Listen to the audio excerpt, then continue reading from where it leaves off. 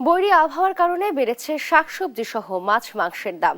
এ নিয়ে আরো জানাতে নওগাঁ ও শরীয়তপুর থেকে সরাসরি যুক্ত হচ্ছেন সহকর্মী কাজী কামাল হোসেন ও সহকর্মী সাইফুল ইসলাম আকাশ। প্রথমেই চলে যাচ্ছি নওগাঁ। কামাল, শাকসবজি এবং মাছ মাংসের দাম কেমন দেখছেন এবং ক্রেতা বিক্রেতারা কি বলছেন এই ব্যাপারে জানাবেন বিস্তারিত। আপনি যে বলছিলেন, নওগাঁয় মূলত বন্যা এখন না হলেও বৈরী আবহাওয়া এবং পর্যাপ্ত বৃষ্টির কারণে বেশ কিছু ক্ষেতের ফসল নষ্ট হয়ে যাওয়ার কারণে গত এক সপ্তাহের ব্যবধানে সব রকম শাকসবজির দাম ব্যাপক হারে বৃদ্ধি পেয়েছে। বলতে গেলে প্রতিটি শাকসবজির দাম 20 থেকে 30 টাকা বৃদ্ধি পেয়েছে, দু একটি আবার ডাবল এবং 3 গুণ বৃদ্ধি পেয়েছে। আমি আজকে দাঁড়িয়ে আছি নওগাঁ একেবারে সদর উপজেলা পরিষদের সামনে যে খুচরো বাজারে। সেই বাজারে যদি আমি চিত্র দেখাই, সেখানে পর্যাপ্ত সরবরাহ থাকলেও মূলত দামের ক্ষেত্রে আকাশচুম্বী দাম, অর্থাৎ বেশ কিছু ক্ষেত্রে দাম বেশ পর্যাপ্ত বেড়ে গেছে।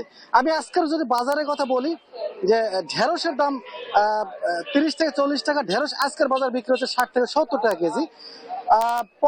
টমেটো বিক্রি হচ্ছে 150 টাকা, টমেটো 160 টাকায়। শসা বিক্রি হচ্ছে 100 থেকে 120 টাকায়। পটল বিক্রি হচ্ছে 40 টাকায়। কচুর লতি 40 টাকার কচুর লতি বিক্রি হচ্ছে 60 টাকায়।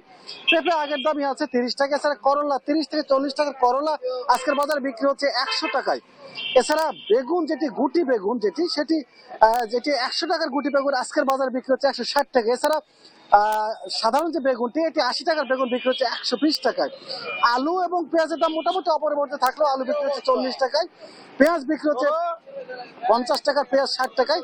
কাঁচা মরিচের ক্ষেত্রে ভয়াবহ অবস্থা, অর্থাৎ কাঁচা মরিচ 40 থেকে 50 টাকা কেজি প্রতি কেজি বিক্রি হতো এক সপ্তাহ আগে, সেটি আজকের বাজারে বিক্রি হচ্ছে 180 থেকে 200 টাকা কেজিতে। এছাড়া কচুর লতির কথা যদি বলি, 50 টাকা কচুর লতি আজকে 60 টাকা বিক্রি হচ্ছে।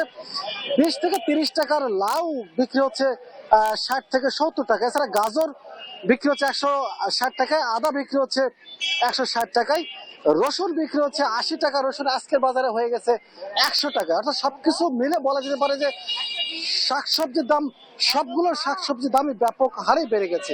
এর জন্য আসলে বৈরী আবহাওয়াকে দোষলেও আসলে পর্যাপ্ত তদারকির অভাবের কথা বলছে। আমি স্থানীয় ক্রেতাদের সাথে কথা বলেছি। ক্রেতারা যেটি বলছেন যে আসলে হঠাৎ করে বৈরী আবহাওয়া হতে পারে, কিন্তু এত বেশি দামের জন্য তারা চরম বেকায়দায় পড়েছেন। তারা চাচ্ছেন একটা বাজার নিয়ন্ত্রণের কঠোর নজরদারি, মনিটরিং এর কথা চাচ্ছেন। তারা চাচ্ছেন যে সরকারি ভাবে যদি বাজার মনিটরিং করা হয়, তাহলে হয়তো বাজারটি এভাবে হঠাৎ করেই বাড়তি হওয়ার কথা নয়। সাধারণ সেটি চাচ্ছেন। অর্থাৎ সাধারণ ক্রেতাদের সাথে আমি কথা বলে যেটি দেখেছি, তারা বলছেন যে তাদের আয় বাড়েনি, তাদের আয় সেটি আছে, অথচ হঠাৎ করে যদি তাদের দাম এত বেড়ে যায়, তাহলে তারা সত্যি খুব বেকায়দায় পড়ে। অনেকে এসে ঘুরছেন, অনেকের সাথে কথা বলেছি, কেউ বলছেন যে আমি আধা ঘন্টা ধরে বাজার ঘুরছি, কিন্তু এখনো কোনো কেনাকাটা করতে পারছি না। তো নওগাঁর মোটামুটি যখন এরকম চিত্র, তখন আমি চলে যাচ্ছি শরীয়তপুরের সহকর্মী আকাশের কাছে। আকাশ, আপনি জানাবেন সেখানকার সর্বশেষ কি পরিস্থিতি, নিত্য প্রয়োজনীয় বাজার দর সেখানকার কেমন, জানাবেন। কামাল, সকাল থেকে শরীয়তপুরের যে কাঁচা বাজার থেকে শুরু করে মাংসর বাজার, সবকটি আমি বেশ কয়েকটি বাজার পরিদর্শন করেছি। সেক্ষেত্রে দেখেছি দ্রব্যমূল্যের যে দাম, সেটি কিন্তু বৈরী আবহাওয়া থাকার কারণে 10 থেকে 12 টাকা শাকসবজিতে বেড়েছে, তবে মাংসের বাজারে কিন্তু অপরিবর্তিত রয়েছে। এই মুহূর্তে আমি অবস্থান করছি শরীয়তপুর পালং বাজারে। এই বাজারের চিত্র যদি দেখাই, তাহলে কিন্তু এই বাজারে কাঁচা মরিচ বিক্রি করা হচ্ছে, যেটি গত সপ্তাহে 120 টাকা কেজিতে বিক্রি করা হতো, সেটি কিন্তু বিক্রি করা হচ্ছে 220 টাকায়। আলু 30 টাকা কেজিতে বিক্রি করা হচ্ছে, পেঁয়াজ বিক্রি করা হচ্ছে 45 টাকায়, পটল বিক্রি করা হচ্ছে 60 টাকায়, পেঁপে বিক্রি করা হচ্ছে 30 টাকায়, টমেটো বিক্রি করা হচ্ছে 120 টাকা ও ধনিয়া পাতা বিক্রি করা হচ্ছে 200 টাকা। তবে এখানে যারা ক্রেতারা রয়েছে, তারা যেটি বলছে যে এই যে সবজির বাজারে, সেই সবজির বাজারে গত সপ্তাহে তারা যে দামে ক্রয় করেছিল, সেই দাম থেকে কিন্তু কিছুটা বৃদ্ধি পেয়েছে, যার কারণে তারা কিন্তু অস্বস্তি প্রকাশ করছে। তাদের মাধ্যমে আমরা একটু জানার চেষ্টা করবো আসলে আজকে যে বাজারে এসেছেন, বাজারের দামটা কিরকম দেখছেন এবং আপনাদের কি সমস্যা। হ্যাঁ, আজকে সবজির বাজার অনেক দামি, কারণ হলো আমরা যে ভেন্ডির 120 টাকা কেজি, গাজর 160 টাকা কেজি, টমেটো 200 টাকা কেজি। কোনো তরকারি 60 টাকার নিচে নাই। সর্বনিম্ন যেটা পটল, সেটাও 60 টাকা কেজি। সব তরকারিতে আগুন বললেই চলে। এক্ষেত্রে আপনাদের কি ধরনের সমস্যা হচ্ছে এবং প্রশাসনের নজরদারি মনিটরিং প্রয়োজন রয়েছে? এখন সাধারণ মানুষের জন্য, কারণ তাদের নিম্ন আয়ের লোক বেশি এখানে, তাহলে আমাদের একটা বাজেট মাসিক একটা ইনকাম থাকে, তার অতিরিক্ত হয়ে গেলে তখন আমাদের জন্য খুবই কষ্টকর হয়ে যায় সবার জন্য। একজন বিক্রেতার সাথে কথা বলার চেষ্টা করবো। আসলে দ্রব্যমূল্যের দাম বেশি হয়েছে কেন এবং কেন আপনারা বেশি দামে বিক্রি করছেন? দ্রব্যমূল্যের দাম বেশি হওয়ার কারণ লাগাতার বৃষ্টি, এই কারণে সবজি নষ্ট হয়ে গেছে, এই কারণে সবজির দামটা একটু বেশি। আশা করা যায় সামনে পর্যায়ক্রমে যদি বৃষ্টি কমে তাহলে আপনার সবজির দামটা একটু কমে আসবে।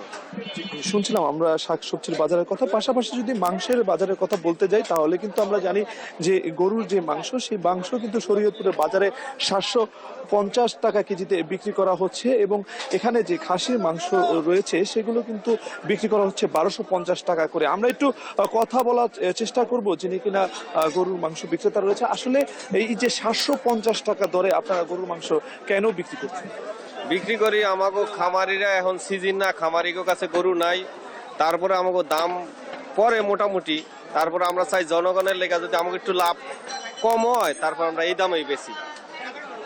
শুনছিলাম তারা যেটি বলছে যে এই যে খামারিদের কাছ থেকে তারা যে গরু ক্রয় করে থাকে সেটি না পাওয়ার কারণে কিন্তু তাদের দাম বৃদ্ধিতে ক্রয় করতে হচ্ছে। এদিকে মুরগির যে বাজারটি রয়েছে, সোনালী মুরগির দাম কিন্তু বেড়েছে 10 থেকে 15 টাকা, 310 থেকে 15 টাকায় তারা বিক্রি করছে এবং ফার্মের মুরগি বিক্রি করা হচ্ছে 170 টাকা।